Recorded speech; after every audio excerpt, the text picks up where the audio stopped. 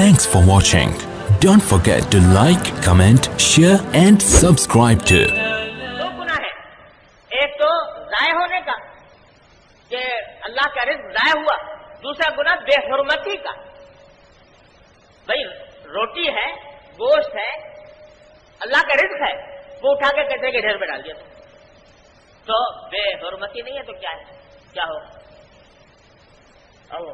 ये जो हमारे अक्सर लोगों के दिल में ये बात आती रहती है कि भाई लोगों को जादू टोने होते रहते हैं, किसी को पर जादू हो गया, किसी पर आक्षेप का असर हो गया, किसी पर क्या हो गया, लोग परेशान रहते हैं। और जब किसी आमिल के पास जाओ तो कहता है, कोई कहता है तुम्हारे ऊपर जादू हो गया, कोई कहता है आक्षेप हो गया तुम्हारे ऊपर। तो लोग ये आमतौर से दिल में ख्याल आया करता है। मैंने भी एक मरतबा अपने वालिद माजिद हजरत वालिद साहब से अर्ज किया कि हजरत ये जब भी किसी आमिल के पास जाओ तो वो कट्ठे बता देता है कि तुम्हारे ऊपर जादू हो गया, तुम्हारे पर सहर हो गया, तुम्हारे पर आतेब हो गया।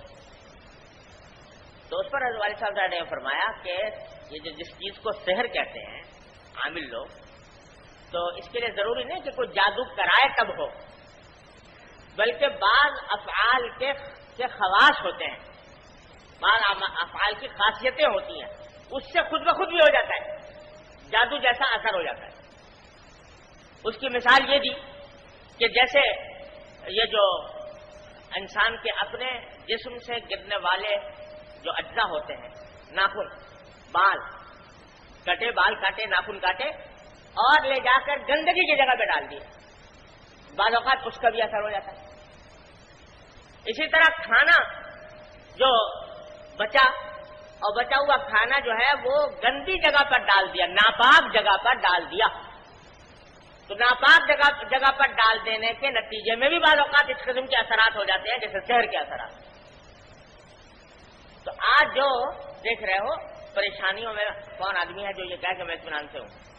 हर एक आदमी को कुछ ना कुछ परेशानी लगी हुई है, कुछ ना कुछ रोग लगा हुआ है, और आमिलों के पास जाकर देखो ठट के ठट लगे हुए हैं कि लोग जो है वो परेशान है के साथ कोई जादू हो गया, हमारे पर टोना हो गया, जाने क्या हो।